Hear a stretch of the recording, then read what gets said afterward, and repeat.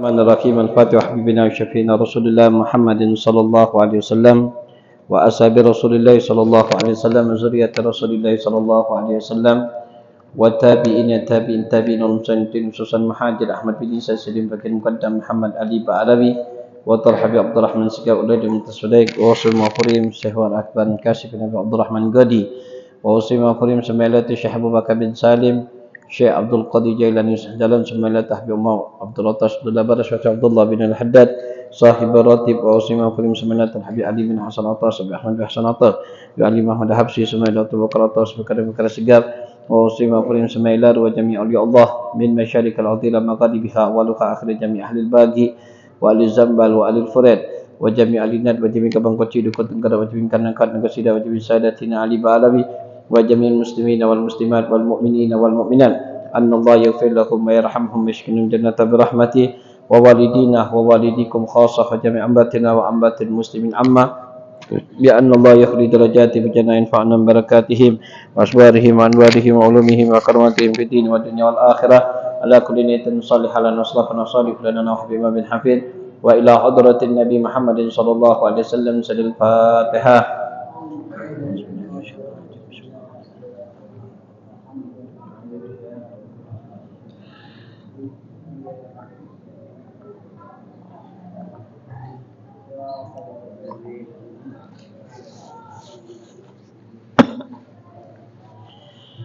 Bismillahirrahmanirrahim. Alhamdulillahirabbil alamin. Wassalatu wassalamu ala sayyidina Muhammadin al-fatih lima ulik wal khatir lima sabaq nasir habil haq wal hadi ila siratikal mustaqim wa ala alihi wa sahbihi haqqa qadrihi wa miqdaril azim. Subhanaka la ilma lana illa ma 'allamtana innaka anta alimul hakim. Rabbi syahdi sadri wa yassirli amri wahlul 'uqdatam bil lisani yafqahu qawli wa saddih lisani wahdi qalbi bihaqqi sayyidina Muhammadin sallallahu alaihi wasallam. Allahumma zukna fahman nabiyyin wa hifdzal mursali wa irhamul malaikatu muqarrabin. Allahumma aghna bil ilmi wa zainna bil hilmi wa akrimna bit taqwa jamilna bil afiyah ya arhamar rahimin ya fattah ya alim ya fattah ya alim ya fattah ya alim iftah lana fathan qariban. Allahumma inna nas'aluka ilma ladunni husraf safih ya wahhab ya ghani wa sallallahu ala sayyidina Muhammadin nabil ummihi wa ala alihi wasallam alhamdulillahi rabbil alamin. Ma'asyiral hadirin rahimakumullah, alhamdulillah segala puji dan syukur kehadiran Allah Subhanahu wa taala yang masih memberikan kita suatu nikmat yang sangat besar, yaitu nikmatus sehat wal afiat. Dengan nikmat sehat wal afiat kita masih dikumpulkan lagi oleh Allah Subhanahu wa taala di dalam salah satu tempat yang penuh barakah, tempat yang penuh rahmat, tempat yang penuh maghfirah dari Allah Subhanahu wa taala, insyaallah, amin ya rabbal alamin. Salawat dan salam atas junjungan kita Nabi besar Muhammad sallallahu alaihi wasallam, pada para sahabatnya dan para pengikutnya ila yaumul qiyamah. Ma'asyiral hadirin rahimakumullah, alhamdulillah pada kesempatan malam hari ini kita akan melanjutkan lagi pelajaran sebagaimana kita membahas di dalam kitab Asyauq, yaitu rindu, yang mana kita sudah membaca di dalam kitab Musyafatul Qulub yang karang oleh Imam Ghazali rahimahullahu taala. Yang minggu yang lalu sedikit kita membahas tentang hadis Nabi kita Muhammad sallallahu alaihi wasallam, sayati zaman ala ummati yuhibbul khamsah wa yansa khamsah. Kata Rasul sallallahu alaihi wasallam, yaitu sayati zaman, akan datang suatu zaman, kata Rasulullah, orang tersebut yaitu daripada umatku cinta dengan 5 perkara dan melupakan 5 perkara. Yang minggu yang lalu sudah kita bahas, cuman mengulangi sedikit deh. Yang pertama yaitu yuhibbud dunya wa yunsul akhirat. Mereka itu lebih cinta kepada dunianya dibandingkan dan melupakan akhirat. Jadi cinta dunia itu sampai mensibukkan mereka tersebut untuk kewajiban yang telah ditentukan oleh Allah. Seperti dia melaksanakan solat 5 waktu, tapi dengan kesibukan dengan dunia tersebut sampai dia melalaikan solat, melalaikan ibadah kepada Allah. Nah ini yang dimaksud dengan orang yang cinta dunia sampai dia meninggalkan akhirat. Kemudian yuhibbul ma wa yunsul hisab. Dan sekarang ini banyak orang-orang yang mengumpulkan hartanya, dikumpulkan harta. Tapi dia tak tahu bakal setiap apapun yang dia dapatkan itu akan dapatkan hisabnya. Dia dapatkan harta akan dihisab. Berapa banyak harta yang dia miliki, maka akan berapa banyak dihisab oleh Allah Subhanahu wa taala. Kemudian wa yuhibbul halik wa yunsil halik. Lebih mencintai, lebih kita cinta kepada, ibarat kata cinta kepada makhluknya. Seperti ada orang yang berpangkat, harta, kita lebih memujah-mujahnya.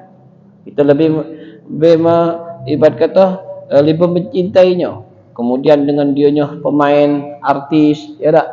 Dia tidak mencintai, dia melupakan yaitu yang mencintai, yang menciptakannya, yaitu Allah Subhanahu wa taala. Nah, kemudian juga dikatakan oleh Rasulullah SAW, yuhibbul dzunub wa yunsil taubat. Dia dengan senang dengan dia melakukan dosa.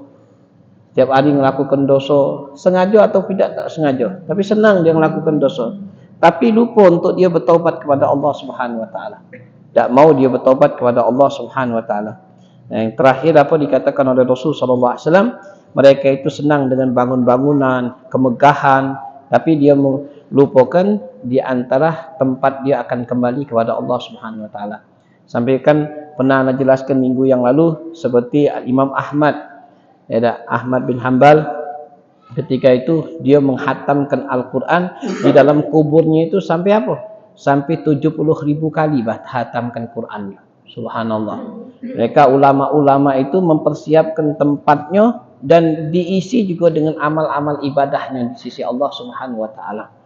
Nah, sampai dikatakan oleh Imam Ghazali rahimahullah taala, wa yazukna taubat min qablal maut. Ya Allah, aku minta kepada Allah Subhanahu wa taala yaitu taubat sebelum kita akan kembali kepada Allah Subhanahu wa taala.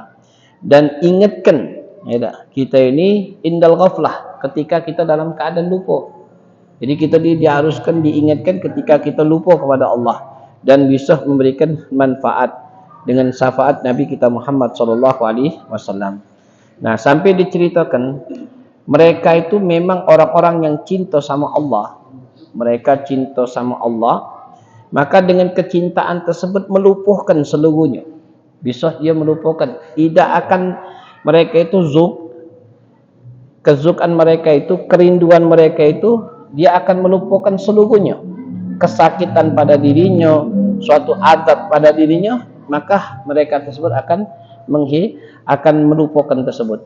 Diceritakan kana rajul bakhil munafik halfan ala zaujati bitalaki alla tasaddaqa bi sadaqi faja'a sa'il alal bab dar ya ahli dar bihaqqillah ala tu'tini syai'an a'tahu al-marra thalatha al-azbar. Sebagai munafik qala a'taka hadhihi al-azbar qala a'tuni min daril fulaniyah wa kana daru fadakhala al-munafiq dar wa qala imraati alaysa qad halafa alayka an la tu'ti ahad syai' wa qalat a'tahu li ajillah azza wa jalla wa dhahaba munafiq aw gaddatun nawai hatta hama thumma qala qaumin fa alqah namsaka fit nawi la ajillah wa qala wa imra'atun fa akhadha al-hal wa qala al-munafiq da'il halal fa qalat imra'atin habib, yaitu tazawwad lil habib wa ana za'ilul ihbati thumma alqahu bin nafsiha wa tadwid tabaqal munafiq alaihi madha. Maka diceritakan ada seorang laki-laki yang bakhil, termasuk munafik. Ya, dia sudah bakhil, munafik lagi. Dia ngomong sama istrinya, wahai istriku, katanya, jangan kau bersedekah. Kalau seandainya engkau bersedekah, aku akan tolak kau. Aku akan cerai kau. Subhanallah, saking bakhilnya, masuk munafik pula. Ya, ketika dia ada istrinya nak ngasih orang makan, maka dia akan dicerainya. Jadi ibarat kata hartanya itu tak boleh diunjuk-unjuk. Dia untuk dia. Subhanallah. Kemudian suaminya tadi pergi, istrinya didatangi oleh seorang yang meminta-minta, digedornya pintu rumahnya. Siapa katanya? Aku adalah yaitu hamba Allah, darul bihaqqillah, Ya tak? Aku meminta makanan aku belum makan dikarenakan Allah. Ya tak? Akhirnya oleh perempuan tadi dikasihkannya. Aku memberikan engkau katanya dikarenakan Allah katanya. Karena dia kecintaannya sama Allah diberikannya karena Allah. Maka alhamdulillah sudah dapat dianya kemudian pergi. Yang munafik tadi ni, nah, ditanyanya, kau dapat kubus ini? Dia dapat 3 roti katanya. Dari mana katanya? Dari rumah situ katanya. Dari rumah situ. Nah, itu rumahku katanya.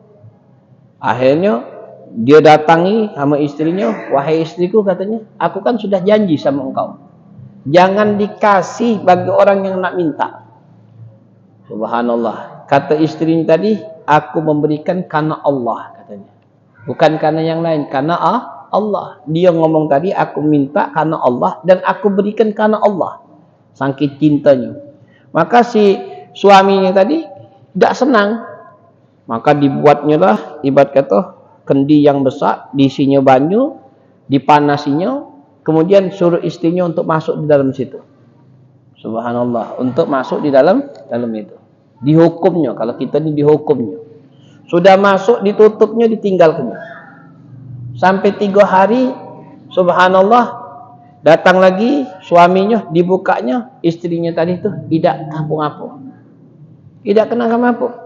Sehat deh. Sampai suaminya tadi ngomong, kaget dia, sampai kaget. Subhanallah katanya. Bagaimana kau baca seperti ini katanya? Aku memberikan karena Allah. Dan Allah yang akan menjagaku. Nah, hakim seperti itu katanya. Setiap sesuatu apapun yang bisa membuatku bahaya katanya atau menyakitiku, karena Allah, Allah yang jagaku katanya. Nah, ini subhanallah sampai suaminya tadi kaget. Falamma katanya kemudian Rasulullah Nabi 500 biqadrillahu taala fa'ajir wujud tikal hal. Wa tabi khatim yaqul amma alamna anna an-naru la tukhriqut wa ahbabana. Subhanallah, setelah itu dianya yang si suaminya tadi ta'ajub katanya, perempuan tersebut ada suara tapi tak kati wongnya ngomong apa? Amma alamna an-naru la tukhriqut ahbabina. Sesungguhnya api, ketahuilah, api itu katanya, panas itu tidak akan bisa membahayakan atau membakar ketika dia cinta sama aku katanya. Maksudnya Allah. Ketika orang yang benar-benar cinta sama Allah, maka setiap apapun tidak akan bisa dorol bagi orang. Karena kecintaannya subhanallah kepada Allah. Dia memberikan itu karena Allah, bukan karena yang lain. Nah, begitu juga diceritakan katanya. Ketika Sayyidina Aisyah, ya dah, imra'atun Fir'aun. Asia, yaitu Asia, istrinya daripada Fir'aun. Nah, yang terkenal kita ceritanya, Fir'aun, falamma Fir'aun bi imaniha amran fi ayyadibu wa yadibu bi anwahil adab. Maka subhanallah, jadi Asia kan dulu kan dia sama Fir'aun. Setiap hari ketika berhubungan Allah rubah mereka tersebut, bukan asli Aisyah tapi dirubah oleh Allah syaitan. Ya, karena keimanan daripada Siti Asia. Kemudian ketika itu dia ketahuan keimanannya kepada Allah. Maka setelah keimanannya diketahui oleh Fir'aun, maka Siti Aisyah itu disuruh untuk kembali ke agamanya. Tapi dia tidak mau. Sampailah dianya dibuatnya tombak seperti salib, diikat, disiksa. Ya, disiksa. Asia itu disiksa. Katanya sampai disiksanya Asia tersebut oleh Fir'aun katanya. Sampai azabnya itu luar biasa katanya. Dipukulnya sampai dipukulnya seluruhnya. Dipukul oleh Fir'aun tersebut. Maka Siti Aisyah tersebut ngomong irtad, kata inna takribu fi nafsi qalbi wa asatu rabbi law qata'atu arba'u zadat illa hub katanya. Walaupun kata Siti Aisyahnya, kata Asia katanya, walaupun seandainya engkau katanya memotong-motong daripada badanku ini katanya, tapi kecintaanku bertambah untuk cinta kepada Allah katanya. Keimanan aku itu akan cinta kepada Allah. Subhanallah, kalau wong yang sudah cinta sama Allah, badannya terasa ya tak disakiti, tapi hatinya tetap cinta sama Allah. Nah, ini luar biasa. Sampai ketika itu Nabi Allah Musa katanya berjalan di antara bainahu wa bainaha fayannadi Musa bin aradi anni rabbi awsahtani. Ketika sudah dipukul, sudah tidak bisa lagi, maka Nabi Musa datang, dihampirin. Maka Aisyah ngomong, ya wahai Nabi Allah Musa, katanya, akhbirni, katanya, tolong kabarkan, apakah Allah ridho sama aku atau Allah itu tidak ridho sama aku dengan perilaku aku seperti ini. Kata Nabi Allah Musanya, yaitu Allah ridho kepada engkau dan Allah sekarang ini sudah menunggumu, yaitu di dalam surganya Allah Subhanahu wa taala. Allah sudah menyiapkan dia di dalam surga. Sampai Asya malaikat itu sama yang tadir, katanya, rindu ilaika ya yubahi fa as'alni hajatuka fa anni mugdi. Qala rabbi hibli indika baitan fil jannah wa najjini min fir'auna wa amalihi wa najji minal qaumidz zalimin. Jadi Allah itu sudah mempersiapkan tempatnya Siti Asiyah, katanya, di dalam surganya Allah Subhanahu wa taala. Dengan apa? Dengan mereka tersebut walaupun dipukul, dicaci, diapapun, tetap keimanannya tambah kuat kepada Allah Subhanahu wa taala. Hampir dikatakan Sulaiman radhiyallahu anhu, katanya. Salman katanya radhiyallahu anhu qala kana imratu fir'aun tu'adhibu bisyamas fa idza insyarafa alai anha wa dhalluhal malaikat fa ajri wa kana tara'ul bainahu fil jannah. Nah, kata Salman katanya radhiyallahu anhu, itu Fir'aun itu katanya menghukum Siti Asiyah, katanya, itu ditombak, dipanas terik matahari nian, dibentangi seperti ini, terik matahari yang panas luar biasa, katanya, sampai dikatakan, katanya, insyarafu antal adlamuhul malaikat. Setelah dia pergi, itu malaikat tuh sayapnya tuh dinaunginya, katanya. Kemudian dengan sayapnya wa kana tara bainahu fil jannah. Jadi di antara dia dan tempatnya di dalam surganya Allah Subhanahu wa taala dibukakannya. Nah, saking subhanallah. Mereka tersebut kecintaan itu luar biasa kepada Allah Subhanahu wa taala, jadi mengalahkan seluruhnya kecintaan kepada makhluknya. Nah, sebagaimana yang dikatakan juga oleh Abu Hurairah radhiyallahu anhu, anna fir'auna wa tadur imra'atin arba' autad wa awdajaha wa sadruhu rohan wa istaqbal ainu syams wa fara' ra'suhu ila sama. Nah, wa fi riwayat dikatakan oleh Abu Hurairah radhiyallahu anhu, Asiyah itu dibuatkan ada 4 tombak, katanya. 4 tombak diikat. Sampai diikat, dibentangkan untuk ngadep ke langit, katanya. Ngadep ke langit saking teriknya matahari tersebut. Nah, sampai dia berdoa, Rabbi hablini indaka baitan fil jannah. Ya, qala al-Hasan fanajah Allahu akramun najah wa rafa' ilal jannah. Maka dikatakan oleh Al-Hasan, katanya, kesuksesan, keselamatan yang Allah Subhanahu wa taala memuliakan kepada Siti Asiyah tersebut dan diangkat derajatnya dan dimasukkan di dalam surganya Allah Subhanahu wa taala. Taqul wa tashrab nadal bil niat bimasaatul ikhlas indah mahan. Nah, ada orang-orang yang solihin, orang-orang yang dekat sama Allah, mereka itu kalau sudah kecintaannya itu melebihi daripada cinta sama yang lain. Jadi akan apapun musibah atas dirinya, apapun yang dia dapatkan, maka itu dibandingi kecil seluruhnya. Kecil, kecuali kalau musibah itu jauh kepada Allah.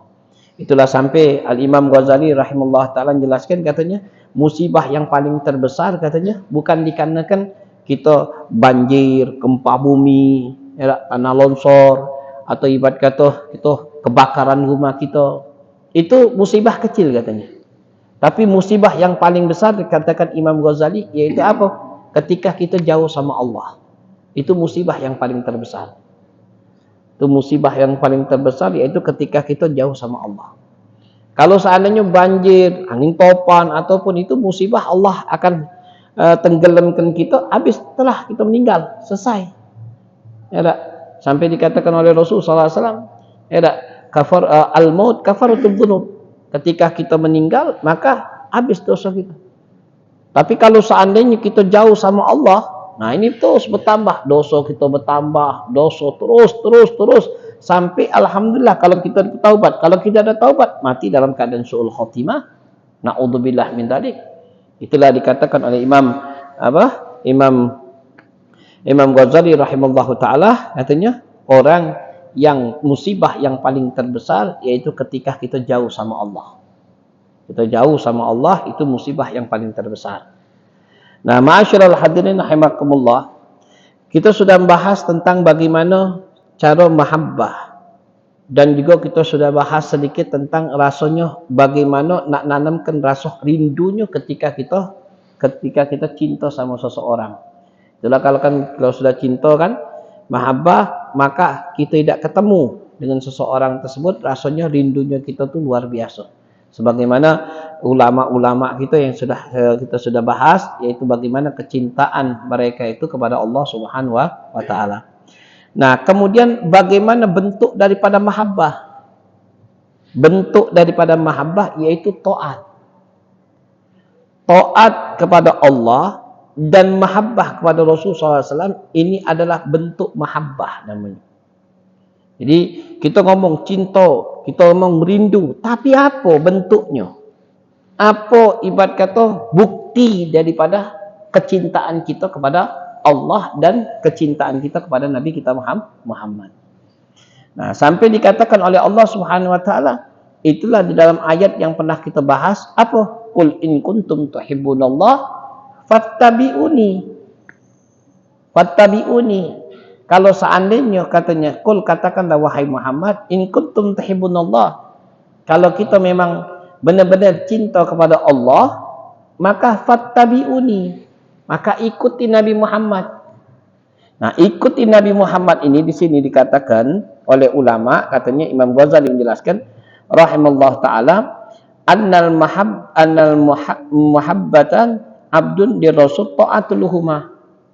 Tanda bukti kita cinta kepada Allah, cinta kepada Nabi kita Muhammad SAW, fattabi'uni. Ikuti Nabi Muhammad. Kenapa ikuti Nabi Muhammad? Dengan apa? Dengan taat. Taat kepada Allah dan taat kepada Nabi kita Muhammad. Kemudian ittiba li amrihuma. Maka kita mengikuti apa yang telah diperintahkan oleh Allah dan Rasulnya. Jadi kalau orang yang ngaku anak cinta tapi tidak mengikut ittiba, maka orang tersebut bohong. Itulah tanda kita cinta kepada Allah, cinta kepada Nabi kita Muhammad, ittiba. Ittiba mengikuti daripada amruhuma. Yaitu ittiba kepada Allah, mengikuti Allah dan mengikuti Nabi Muhammad. Baru akan mendapatkan yuhibbukumullah. Maka Allah yang akan mencintai kita. Nah, di ibadat sampai dikatakan kalau Allah sudah memberikan kita kecintaannya, maka id'amun alaihim bil ghufran. Maka Allah akan berikan mencukupi nikmat-nikmatnya dan Allah memberikan pengampunan atas diri kita.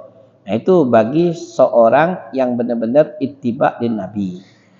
Jadi kalau kita ittiba din Nabi, kalau kita ngomong cinta baik, apa bentuk daripada cinta tersebut? Cuman ucapan baik tidak akan bisa. Bentuk daripada kita cinta kepada Allah, cinta kepada Nabi, yaitu taat. Apapun yang diperintahkan oleh Allah atas lisan Nabi kita Muhammad, kita patuh. Itu namanya bentuk daripada mahabbah, yaitu taat. Nah, sampai dikatakan Alhamdulillah walam yakunna hubbu illallah. Kalau orang yang mengaku dia cinta sama Allah dan tapi tidak mencintai Allah, tidak mengikuti apa yang diwajibkan oleh Allah, maka bohong. Itulah sampai dikatakan oleh Imam Ghazali rahimahullah taala, ketika kita merasa cinta kepada Nabi kita Muhammad sallallahu alaihi wasallam, maka harus kita ikuti Nabi Muhammad sallallahu alaihi wasallam, ittiba fi ibadah haitsu ala taat. Jadi kita dianjurkan untuk ibadah kita, taat kita kepada Allah, taat kita kepada Nabi kita Muhammad sallallahu alaihi wasallam. Sampai dikatakan apa? Hasan katanya, qala aqul ahdi Rasul sallallahu alaihi wasallam, ya Muhammad, inna nahnu rabbana fa anzal hadhil ayah. Basyir Hafi radhiyallahu anhu. Maka ketika Sayyidina Hasan katanya mengucapkan suatu kaum di zaman Rasul sallallahu alaihi wasallam, dia ngomong ya Muhammad, nahnu katanya nuhibbu rabbuna, kami adalah orang yang cinta kepada Allah. Maka turunlah ayat tadi. Maka yang dikatakan Basir bin Hafi katanya, Basir bin Hafi radhiyallahu anhu, dia ngomong ra'aitun nabi katanya sallallahu alaihi wasallam fil manam. namanya Bashir bin Hafi. Bashir bin Hafi ni dia melihat Rasul sallallahu alaihi wasallam kalau kita ni mimpi Rasul di dalam tidur. Maka Bashir bin Hafi tadi dia ngomong, antadri bima rafa'allahu min baini agrab, katanya. Mereka itu katanya, apakah kau tahu orang yang akan mendapatkan kedudukan yang sangat tinggi di sisi Allah Subhanahu wa taala dan paling dekat Allah, wa aqrabunaka, orang yang paling dekat sama Nabi Muhammad. Wong yang pengen dekat sama Allah, yaitu wong yang paling dekat sama Nabi Muhammad. Baru dia pacak dekat sama Allah. Nah, sampai bihidmati lisalihin, atau dengan berkhidmah kepada orang yang salihin. An-nasihatul ikhwani, atau dia bisa untuk memberikan nasihat pada saudaranya. Atau mahabbatul sahabati, dia bisa, dan wa ahli sunnati wattiba'i li sunnati, atau dia menghidupkan daripada sunnah-sunnah Nabi Muhammad. Nah, itu baru dia akan memang dikatakan orang yang paling dekat dan orang yang mengatakan dia cinta kepada Allah Subhanahu wa taala. Sampai dikatakan oleh Rasul sallallahu alaihi wasallam, man ahya sunnati faqad ahabani wa man ahabani kana ma'i yaumal qiyamah fil jannah. Kata Rasul sallallahu alaihi wasallam, barang siapa yang menghidupkan sunnahku. Jadi kalau setiap sunnah kita hidupkan, sunnah Nabi Muhammad. Rasul SAW sunnah ikutin. Wa faqad ahbani wa man ahbani kana ma'u fil jannah. Barang siapa yang menghidupkan sunnahku, kata Rasulullah, berarti dia telah mencintaiku. Dan barang siapa yang mencintai Nabi kita Muhammad SAW, kana ma'i yaumal qiyamah fil jannah. Maka dia akan bersama Nabi kita Muhammad SAW kaget kelak fil yaumul qiyamah. Nah, jadi dalam riwayat yang lain kan, man ahya sunnati faqad ahyani wa man ahyani ma'i fil jannah. Barang siapa yang menghidupkan sunnahku, kata Rasulullah, berarti dia sudah seakan-akan dia menghidupkan Rasulullah. Dan barang siapa yang menghidupkan Rasulullah, berarti mereka itu akan berkumpul bersama Nabi kita Muhammad.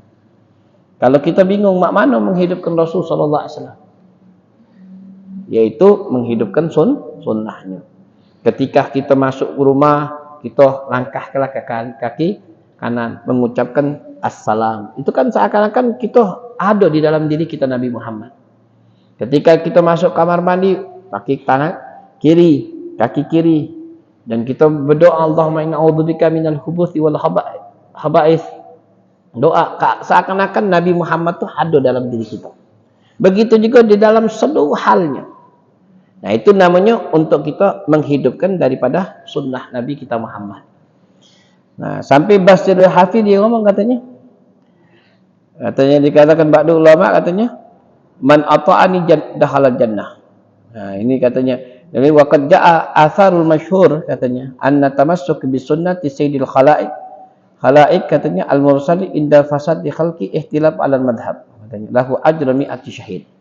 Nah, dikatakan barang siapa yang menghidupkan sunnah Nabi kita Muhammad SAW, ketika sunnah itu lagi fasad itu tak katik lagi yang untuk melakukannya, banyak yang meninggalkannya, maka Allah akan memberikan ganjaran 100 mati syahid. Subhanallah. Wa fi riwayat kan dia mati syahid, wa fi riwayat ada 100 mati syahid, katanya pahalanya. Nah, jadi besarnya pahala bagi orang yang menghidupkan sunnah Nabi Muhammad. Nah, ini jadi rugi bagi kita. Lahu ajrun syahid, katanya, mi'atu syahid, katanya. Fi syar'il Islam. Wa kullu ummati yadkhulul jannah illa man aba. Qalu man aba? Qala man ata'ani dakhalal jannah wa man asani faqad aba. Wa kullu aman laisa 'alal sunnah fa huwa maksiyah. Jadi kata Rasul sallallahu alaihi wasallam, katanya, kullu ummati yadkhulul jannah, kata Rasulullah. Setiap umatku akan masuk surga. Illa man aba, kecuali wong yang tak mau masuk surga. Kan kita tahu masuk surga ini nikmat, kenikmatan yang luar biasa yang ada orang yang mendapatkan dalam surga. Tapi kata Rasulullah, ada yang tak mau masuk surga. Sampai sahabat bertanya, ya Rasulullah, siapa yang tak masuk surga, yang tak mau masuk surga? Kata Rasulullah SAW, man ata'ani dakhalal jannah. Barang siapa yang taat kepadaku katanya, kalau sudah taat kepada Rasulullah pasti taat kepada Allah. Dakhalul jannah, masuk surga. Dan waman asa'ani faqad aba. Dan barang siapa yang dia tidak senang, tidak mengikuti Rasul sallallahu alaihi wasallam, maka faqad aba. Maka dia tidak mau masuk dalam surga. Sampai dikatakan oleh ba'du ulama, kullu amal laisa ala sunnah wa huwa maksiat. Setiap amal yang tidak mengikuti sunnah Nabi Muhammad SAW, wa huwa maksiat. Jadi kalau seandainya kita beramal tapi tidak mengikuti sunnah Nabi Muhammad, itu bisa diakibatkan maksiat, bertentangan. Nah, sampai guagala ba'duhum katanya, law ra'aitu syekhuna yutirul hawa wa yamsil 'alal bahar wa ya'kulun nar aw ghairu dzalik fa huwa yatrukul fardan min faraidillah ta'ala aw sunnah min sunnati amidan fa'lam anna kadzab man da'ahu laisa bi fi'lil karamah bal istidrat na'udzubillah min dzalik. Sampai dikatakan oleh Imam Ghazali rahimallahu taala katanya, kalau seandainya engkau melihat syekh katanya, ulama. Jadi kalau kita jadi ada sekarang kan banyak kan ulama-ulama yang mana mengaku sebagai ulama. Walaupun dia bisa terbang, dia bisa terbang, atau dia bisa berjalan di laut, dan dia bisa ibarat kata makan bara api dimakannya, tidak katik dorok di dalam perutnya sama sekali, atau walhasil ditujar tak mumpan, ya tak? Tapi katanya yatrukul fardha min faraidillah, akan tetapi mereka itu meninggalkan suatu kewajiban yang telah diwajibkan oleh Allah, atau meninggalkan sunnah daripada sunnah Nabi kita Muhammad SAW amidan, dengan sengaja dia tinggalkan. Ini sunnah ini. Anak fa'lam, katahulah, kata Imam Ghazali. Maka dia itu kadzab, bohong. Bohong, orang tersebut bohong. Tak usah kita percaya wong yang pacak terbang, wong pacak berjalan di laut, wong yang ketika dipukul tak mempan, kemudian itu. Tapi cirinya seperti ulama. Tidak usah percaya kalau seandainya dia tidak melakukan kewajiban yang telah diwajibkan oleh Allah, atau tidak menghidupkan sunnah daripada sunnah Nabi kita Muhammad SAW amidan secara jelas, secara benar. Wahwa kadzab dikatakan. Itu dikatakan istidraj. Ya, istidraj itu diulur-ulur oleh Allah. Nah, naudzubillah min dzalik, ya dikatakan naudzubillah kalau kita seperti itu. Jadi tidak usah kita cepat percaya kalau dia tidak melaksanakan kewajiban. Tapi kalau dia melaksanakan kewajiban, maka boleh kita untuk mengikutinya. Nah, kemudian waqala Imam Junaid rahimallahu taala. Imam Junaid mengatakan, ma yusilu ahad ilallah illa billah wa sabil ila usulil mutabi'atul Mustafa sallallahu alaihi wasallam. Kata Imam Junaid katanya, tidaklah seseorang itu bisa sampai kedudukannya kepada Allah kecuali dengan kita mengikuti Nabi kita Muhammad sallallahu alaihi wasallam.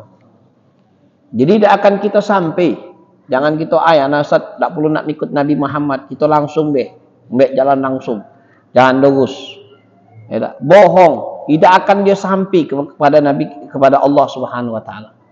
Kata Imam Junaidnya, kalau seandainya dia pengen nak sampai berjalan menuju kepada Allah, maka wajib harus mutaba'atul lil Mustafa. Yaitu dia harus mengikuti Nabi kita Muhammad sallallahu alaihi wasallam.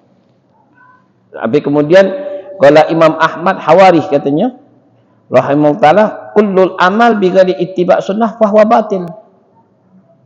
Setiap amal bighairil ittiba', selain daripada mengikuti sunnah Nabi Muhammad, fa huwa batil. Jadi kalau seandainya kita beramal, ikutilah sunnah-sunnah Nabi Muhammad. Yang wajib sudah kita laksanakan, kemudian sunnah kita ikuti. Sunnah Nabi Muhammad, cara bagaimana kita perilakunya Nabi Muhammad, cara berbicaranya Nabi Muhammad, cara ibadahnya Nabi Muhammad. Kemudian kita ikuti dalam hal-hal yang sehari-hari, apa yang dilakukan oleh Nabi Muhammad kita ikuti. Kalau kita tidak mengikuti apa yang diajarkan oleh Nabi Muhammad, bahwa batil. Sampai dikatakan oleh Nabi SAW, Man dayak sunnati haramullah ala syafaati. Hakadha fi syariatul Islam. Dikatakan oleh Rasulullah SAW, barang siapa menyia-nyiakan sunnahku. Mungkin sekarang kan banyak yang menyia-nyiakan sunnah Nabi Muhammad. Anggapnya sudahlah, katanya sunnah biasa juga. Jangan dia wajib. Nah, hati-hati orang seperti itu. Ya, ketika sudah kita ada waktu fursah, waktu yang bagus, ya, yang bisa kita laksanakan sunnah Nabi Muhammad, kita seakan-akan tidak kita pedulikan sama sekali. Na'udzubillah min dzalik. Barang siapa yang menyia-nyiakan sunnahku, kata Rasulullah, hurimat alaihi syafaati, maka kuharamkan untuk dapatkan syafaat kelak oleh Nabi kita Muhammad SAW. Jadi jangan kita menyia-nyiakan sunnah Nabi Muhammad. Yang kita bisa laksanakan, kita laksanakan. Seperti Ustaz, anak kalau seandainya bangun malam sahur, ya sudah, cari yang untuk kita gampangkan. Mungkin sholat duha kita kerjakan, qobliyah, ba'diyah kita laksanakan. Kemudian kita yang sedih makan hari-hari kita mengucapkan basmalah. Kemudian dengan tangan kanan. Jadi banyak sunnah-sunnah Nabi Muhammad ini banyak. Jangan sampai kita dayik. Kita sempitkan, ibarat kata menyia-nyiakan sunnahku. Menyia-nyiakan, sudahlah. Ini ikut, sudahlah. Maka kalau wong yang menyia-nyiakan sunnah Rasul SAW, maka orang tersebut diharamkan syafaat atas mereka. Itu siapa yang ngomong? Yaitu Nabi kita Muhammad SAW. Nah, jadi jangan kita menyia-nyiakan sunnah Nabi Muhammad. Berusahalah kita bagaimana caranya untuk menghidupkan daripada sunnah-sunnah Nabi kita Muhammad SAW. Nah, kenapa salah satu bentuklah itu yang dinamakan mahabbah wa syauq. Ya, itulah yang dinamakan bentuk daripada kecintaan kita kepada Allah dan juga kecintaan kita kepada Nabi kita Muhammad. Jadi kalau ada orang yang dia ngaku cinta kepada Allah, rindu kepada Allah, maka tidak mengikut yang di Nabi Muhammad, bohong. Sudah, kita anggap bohong deh, sudah. Ya tak? Tidak akan sampai, kata Imam Junaidnya rahimahullah ta'ala, mayusul, tidak akan sampai dia mendapatkan kedudukan di sisi Allah kecuali dia harus mengikuti ittiba' din Nabi. Ini subhanallah. Jadi kalau kita perhatikan, kalau sudah modal main ini sudah. Jadi dulu, yang orang itu pacak terbang, pacak jalan di banyu. Jadi kita tengok ngikut yang wajib apa tidak, menghidupkan sunnah atau tidak. Kalau tidak, dosa kita ikuti. Walaupun dia berpakaian seperti pakaian ulama. Walaupun dia pakaian sepakaian ulama. Tambah lagi bukan pakaian ulama, no, mulailah itu dukun lah itu kita ngomong. Ya tak? Yang pakaian ulama begitu masih diragukan, tambah lagi bukan pakaian ulama. Nah ini, jadi walhasil ketika kita bentuk daripada rasa mahabbah kepada Allah, rindu kepada Allah, maka ittiba' din Nabi. Bentuk daripada ittiba' din Nabi adalah bentuk kecintaan kita kepada Allah. Itu yang dikatakan oleh Imam Ghazali rahimahullahu ta'ala. Nah, diceritakan katanya, anna rajul ra'atu min ba'di mujadiban istahalat bihi wa ahbar bidzalika ma'rufan. Maka rahimahullah ta'ala fabassam qala ma ya akhi anna lahu mahbub sighar wa kibar wa aqlad bin yahdil fa hadha alladhi ra'atu min mujadibati. Nah, dikatakan katanya, diceritakan seorang laki-laki, ya, dia melihat saling ba'dun mutahabbibain, yaitu dianya saling mencintai. Tapi saling mencintai ini mereka tersebut karena mencintai karena Allah. Dan juga dia saling benci juga karena Allah. Nah, baru dia akan mendapatkan suatu kedudukan yang sangat tinggi di sisi Allah. Kita boleh cinta sama siapapun. Ya, cinta sama istri kita, cinta sama anak kita cinta sama orang tua kita, wajib hukumnya. Tapi kecintaan itu karena Allah, bukan karena kalau cinta pada istri kita karena nafsu. Na'udzubillah min dzalik, tidak dapat apa-apa. Ya. Maksudnya apa? Kalau seandainya istri kita tidak benar, Ya tak? Tidak benar, tidak ngikuti syariat, maka harus kita benci. Benci kenapa? Karena Allah. Bukan kita benci karena apa ya? Karena sifatnya itu, karena dianya tidak mau mengikuti dari Nabi kita Muhammad. Begitu juga kita senang sama istri kita atau sama anak kita. Kenapa? Karena dia mengikuti sunnah Nabi kita Muhammad. Nah ini yang dikatakan oleh ba'du ulama, biar kita mencintai karena Allah dan benci juga karena Allah. Sampai dikatakan oleh ba'du fadl, katanya, dikatakan oleh ba'du ulama, dikatakan oleh Al-Fadl rahimallahu taala, dikatakan yukrimu, ya dah. Fa inna, apa dikatakan Abu Sufyan, man ahabba yuhibbullah taala fa inna ahabballah, wa man akrama yukrimullah fa inna yakrimullahu taala, wa qala Syahr rahimahullah taala. Jadi dikatakan Abu Sufyan, katanya, kalau seandainya barang siapa yang mencintai, ya dah, mencintai ahabba man yuhibbullah, mereka itu cinta karena Allah, fa in ahabbullah, maka Allah yang akan cinta kepadanya, dan barang siapa yang memuliakan, maka akan dimuliakan oleh Allah. Seperti apa? Seperti Abu Sahal rahimahullah taala menjelaskan alamatul hubbullah, yaitu hubbul Quran, wa alamatul hubbul Quran, yaitu hubbun Nabi, wa alatul hubbun Nabi hubbus sunnah, wa alamatul hubbus sunnah hubbul akhirat, wa alamatul hubbul akhirat bughd anid dunya, wa alamatul bughd dunya alla ya'khudhu minha illa zadah wa balagha ila akhirat. Nah, itulah yang dikatakan oleh Abu Sahih rahimahullahu taala, katanya, barang siapa yang benar-benar dia cinta kepada Allah, maka dia harus cinta kepada Al-Qur'an. Dia ngaku cinta kepada Allah, maka berapa banyak dia baca Qur'annya? Kalau seandainya dia tidak banyak baca Al-Quran, berarti bohong dia cinta sama Allah. Kita ngomong, nak cinta sama Allah, tapi tidak pernah baca Quran, tidak pernah dia pegang Quran, ya, berarti kecintaan kepada Allah itu bohong. Kalau wong yang memang mengaku dia cinta kepada Allah, maka dia harus cintai Al-Quran. Sebagaimana ulama-ulama kita seperti Imam Sayyidina Umar bin Khattab, ya, setiap masuk rumah langsung baca Qurannya, disitulah langsung baca Quran. Sayyidina Uthman bin Affan, subhanallah, 2 rakaat bisa khatam Quran. Ya, nah ini luar biasa. Karena apa? Karena kecintaan itu luar biasa kepada Allah. Itulah tanda bagi orang yang cinta kepada Allah, yaitu harus dia cinta pada Al-Quran. Dan barang siapa yang cinta kepada Al-Quran, yaitu dia harus cinta kepada Nabi Muhammad. Tak mungkin Al-Quran tersebut akan diturunkan kecuali melalui Nabi kita Muhammad. Jadi kalau kita seandainya mencintai Al-Quran, yaitu harus kita mencintai Nabi Muhammad. Cinta Nabi Muhammad, baru pacak kita akan mendapatkan kecintaan dari Allah. Ya, dari Allah. Jadi kenapa ittiba lin Nabi. Ya, nah ini yang dikatakan. Nah kemudian kalau sudah cinta kepada Nabi kita Muhammad, nah itulah yang sudah kita itu bagaimana? Ya menghidupkan sunnahnya. Alamatul hubbun Nabi, yaitu hubbus sunnah.